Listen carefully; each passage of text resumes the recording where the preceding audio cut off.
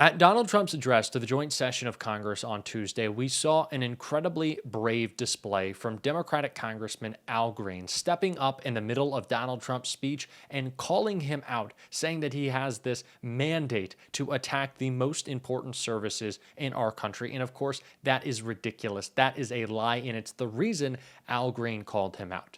And following that, of course, Republicans lost their mind. They jumped at the opportunity to save little Donald's, his little fifis, his little feelings, and so they censured him. But they have decided to take it a step further, or I guess one specific Republican has, Lauren Boebert, who went off on a disgusting and racist rant against Congressman Al Green that is going viral because of the controversy erupting around it, and we are going to get into that disgusting comment. But before we do, if I could quickly ask you to leave a like on this video, and if you haven't already and you enjoy our channel, to hit that subscribe button. It goes a long way, and it really does mean a lot to me. Now, before we have to get into Lauren Boebert, I'd like to hear from Congressman Al Green, who had this to say about his censure. Mr. Speaker, and still I rise. And still I rise, a proud, liberated Democrat, unbought, unbossed, and unafraid. And I rise today, Mr. Speaker, to call to the attention of the House this place that I revere, and notwithstanding recent events that I have great respect for.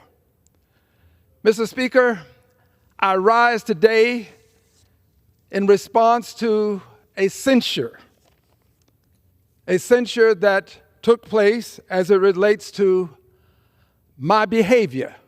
I have no ill feelings toward the Speaker, none toward the persons that escorted me away from the floor, because I did disrupt. And I did so because the President indicated that he had a mandate. And I wanted him to know that he didn't have a mandate to cut Medicaid. I did this because Medicaid is the only insurance many people have in this country. I am blessed. As I stand here now, there's a physician waiting. If something should happen, I will be taken to that physician. I have the best health care in the world. There are other people who have less than I. I would have them have what I have. But I surely will not stand by and see them lose what little they do have.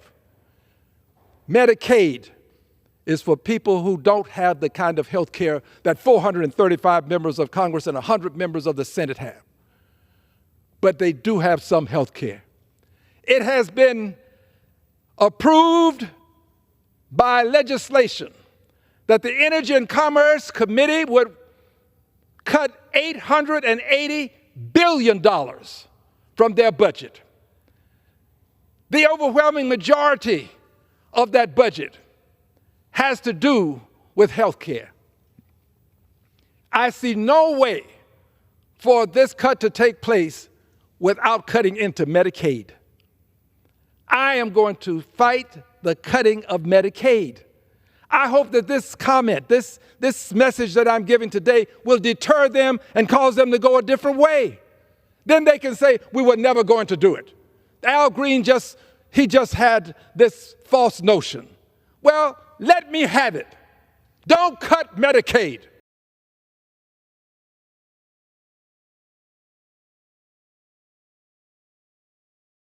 "12 Democrats who voted alongside Republicans to censure Rep. Green for speaking out, for using his voice, for demonstrating the good trouble that we are all about in this party?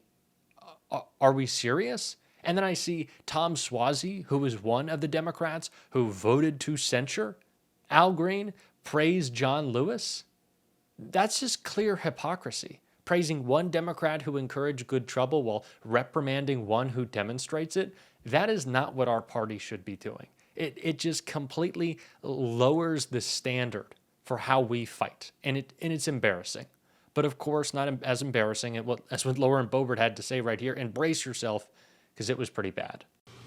Yes, it was. And it was absolutely egregious. And even you had some folks on the left trying to come out early and defend this behavior and compare it to an image of Marjorie Taylor Greene and myself, who were chanting "Build the Wall," while all other Republicans were chanting the same phrase.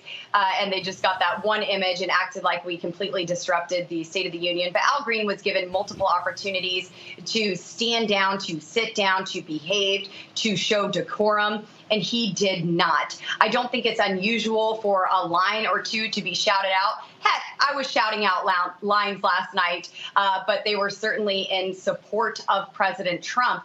And for him to go and shake his pimp cane at President Trump was absolutely abhorrent. And it's showing even with Democrat voters. When CNN says you were on the 20% side of the 80-20 issue, then you have a problem. They are truly ruining it for other Democrats in their party who are supportive of eliminating waste, fraud, and abuse, who do want a secure border, who understand that the sanctuary policies have gotten out of hand. Cities like Denver had a $90 million budget in 2024 alone for illegal aliens and needed a bailout from the state legislature and still want more money from the federal government. They are absolutely ruining their chances of winning in the midterm with their antics.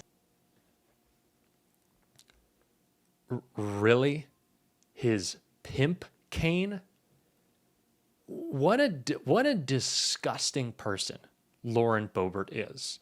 And I saw the most perfect tweet calling out both her and Marjorie Taylor Greene, who just were screaming and hooting and hollering during President Biden's State of the Union, that we saw one Greene, Marjorie Taylor Greene, scream during Joe Biden's State of the Union, and then we saw Al Green protest during Donald Trump's, and only one of them was censured. And I think we know the difference between the two that got Al Green censured and not Marjorie Taylor Greene. Yeah, I think we know what I'm talking about here. But that tweet reminded me of the moment in Joe Biden's State of the Union when he did not suppress opposition to him. No, he used it against Republicans. And I want to take a look at that right here. Some of my Republican friends want to take the economy hostage. I get it, unless I agree to their economic plans. All of you at home should know what those plans are. Instead of making the wealthy pay their fair share, some Republicans want Medicare and Social Security to sunset. I'm not saying it's a majority. Let me give you, anybody who doubts it, contact my office. I'll give you a copy. I'll give you a copy of the proposal. That means Congress doesn't vote.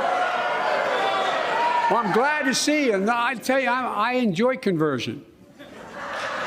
You know, it means if Congress doesn't keep the programs the way they are, they'd go away. Other Republicans say, I'm not saying it's a majority of you. I don't even think it's even a significant, but it's being proposed by individuals. I'm not politely not naming them, but it's being proposed by some of you. Look, folks, the idea is that we're not going to be moved into being threatened to default on the debt if we don't respond.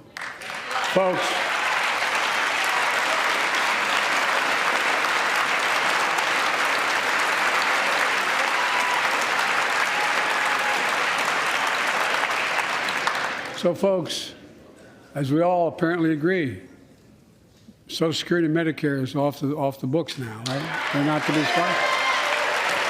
All right.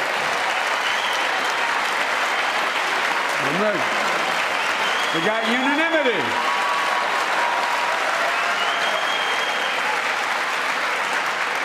What a masterful moment that was from President Biden, getting Republicans to agree that they wouldn't attack Social Security and Medicare, and that promise hasn't lasted too long, has it? Really would have been great to still have a Democratic president right now to make sure that promise couldn't be broken. But I guess we're going to have to deal with that. And it's, again, the reason why Al Green wanted to stand up, talking about, calling out the lie that we love to point out on the show. Donald Trump does not have some sweeping mandate. He did not win some historic victory. In fact, it was very slim, incredibly on the margin. He does not deserve or get to or is empowered to then attack the most important elements of our government, which Al Green continued to talk about right here. And I did it with intentionality. The president indicated that he had a mandate. I said to the president, you do not have a mandate to cut Medicaid. I have constituents who need Medicaid. They will suffer and some will die if they don't get Medicaid. I heard the speaker when he said that I should cease. I did not, and I did not with intentionality. It was not done out of a burst of emotion. I was emotional about it, but I did it with intentionality. I think that on some questions, questions of conscience, you have to be willing to suffer the consequences. And I have said I will. I will suffer whatever the consequences are, because I don't believe that in the richest country in the world, people should be without good health care. I stood up for my constituents then. I'm standing up for my constituents now. I am grateful to Mr. McGovern for what he has said. I'm grateful to those who have been standing with me. But I will tell you, I appreciate you. No anger. The officers who escorted me out, they were kind to me. I don't blame the speaker for anything. Friends, I would do it again. I have to be candid with you. I'm not trying to in some way insult you. This is a matter of principle. This is a matter of conscience. There are people suffering in this country because they don't have health care. I'll close with this. On some issues that are matters of conscience, it is better to stand alone than not stand at all. This is where I stand. This is a perfect example for Democrats. Be unapologetic, be angry, and talk about the issues that matter most. Once again, incredibly disappointed in the Democrats who voted to censure Al Green. Incredibly proud of the courageous congressman willing to step up. That is the type of Democrat we're going to be supporting on this show. And if you want to support that, as always, you can hit that subscribe button. You can leave a like on this video. And if you stuck around to the end, you can drop a blue heart in the comments. And until next time, I'll see you soon.